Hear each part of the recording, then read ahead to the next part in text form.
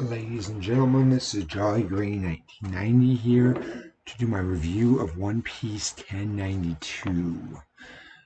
I have decided to start doing more reviews instead of live action read throughs just because there's so much I want to dissect. I still want to do transition, character, and story parts, but doing a read through and then jumping into that, I don't feel comfortable doing that. So that's why I'm doing this review. And if you want me just to read it, let me know.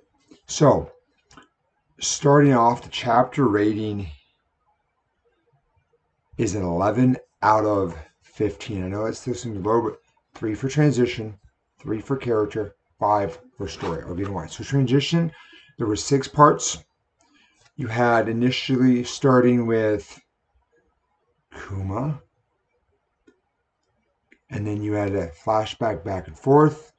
So we had 1, 2, and 3 parts at Mirajal, hard to believe, and then 4, 5, and 6 at Egghead. 6 isn't bad, but I still feel it could be better. That's why for me, I felt lacking. Character. There was a lot of character in this one. Kuma, Sakazuki, the Fleet Admiral, Bonnie, Kizaru, Luffy, Frankie, and the Vegapunks. Kuma, for me, for the fact that we have character, is that he's still moving and he's able to take a hit and he still has a goal in mind even after being turned into a lifeless robot. Sakazuki, Magma Boy. I was impressed he showed up here. I did not think this was going to be a thing with him. We got to see his attack where he took off Whitebeard's mustache, except damaged Kuma.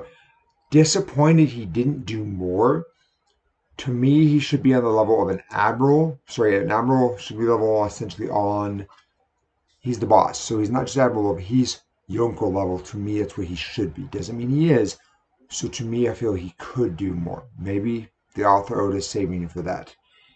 And there was a little flashback kind of with Bonnie talking about, how he was surprised she ran away and how the connections between her and Kuma. Bonnie, there's 2 parts for her character. In fact, first, the flashback where she's talking to Sakazuki as he essentially has her down, and then switch to when she's talking to Kizaru and she actually attacks Kizaru with an attack. Didn't do a whole lot, but I was impressed that she at least tried something. Kizaru for this. The fact that he doesn't want to kill people that he knows, but he still has a duty to do it, so he's fulfilling that duty. He's doing what he has to do, hurting people he has to hurt because that's his job. And then the fact that his fight with Luffy, they're not using Conquerors except for what we saw in initial clash last chapter. So I'm hoping to see what more he does with that. I did like the fact that he went back and then he charged for the attack Luffy. The fact that he directed and was able to destroy completely the robot. And contact was a little, I think, last video, but the fact that he got through the barrier. And the fact that one thing that stood out to me really, when Luffy at the end, spoiler, grabs him, his eyes don't pop out. So either he's has ability or he's been warned on how to essentially defend against this. Luffy, impressive, but he wasn't used Conqueror's Hockey initially with Snake Man. And then when he gets thrown, he's able to go through the barrier not once, but twice, roughed up a little and come back, and then giant form, Gear 5. And still no Conqueror. So Luffy's doing good, but I think he should be going all out from the beginning. I still think Luffy's filling him out, playing with him to see, okay, how much stronger have I gotten?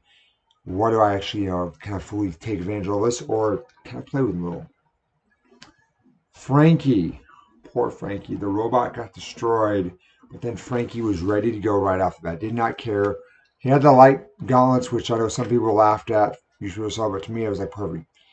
Because literally, and he shows up first thing, he's like, God, I got the gauntlets. Where'd he go? And so I love that.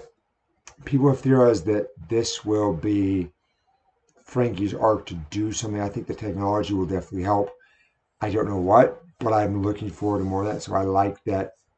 Hopefully, this could spark in Frankie to get him motivated to do something. The Vegapunks crack the code, and so that means the dome is down. I knew it was coming, it was just a matter of when. But literally at that moment, Kizaru appears. Disappointing for them. That's what, to me, character, there was some strong stuff, but still didn't feel like we got a lot of extra that we didn't necessarily already know. So that's what, to me, character was really low for 3. I usually like to give character 4 or 5. Not this week. Story to me was the 5. Kuma blipping. That's a big thing for the story. The fact that Kuma wasn't stopped at Marajos. He still continued on to his destination, which a lot of people, me included, think is egghead. But what would he have to do? Still playing with the idea of maybe the soul stuff? Flashback. We get to see why Sakazuki is stopping Bonnie and more of leading to Bonnie's motivation of genuinely wanting to help her father and see what's going on with him and what they're doing. The sea beasts are being destroyed and taken out. To me, that's important. They got to show, hey, the obstacles are being taken down and gotten rid of so the Navy can come in and easily wipe them out. Not going to happen, but it's a leading delay look like that. The robot that Frankie, Luffy, and everyone was going to use to get out, carry the Sunny, was destroyed. Big deal. But that's setting up stuff for the last piece of this one I want to talk about. The code has been cracked, which means the dome is down, which means Vegapunks, everyone can escape, but so the Marines can also get inside, which to me is a big deal. So we're going to see a little bit how it's positive, also negative. The ancient robot awakens, and there's a fire. It's like, the fire source, power source. And it was because of the drums of liberation. I've heard a lot of different theories on this. To me, it's the fact that the drum, Luffy's full form, when he's doing the eye popping, is somehow powered up or something. And that led to the robot awakening. Because a lot of people are like, why this moment? Why not versus Rob Lucci?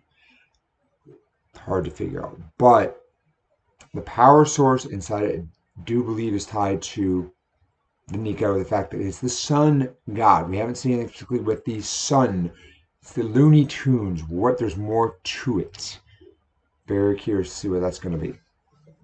So, story is a 5 out of 5 for me. So the overall rating is 11 out of 15. Thank you for watching. I'm Jolly Green.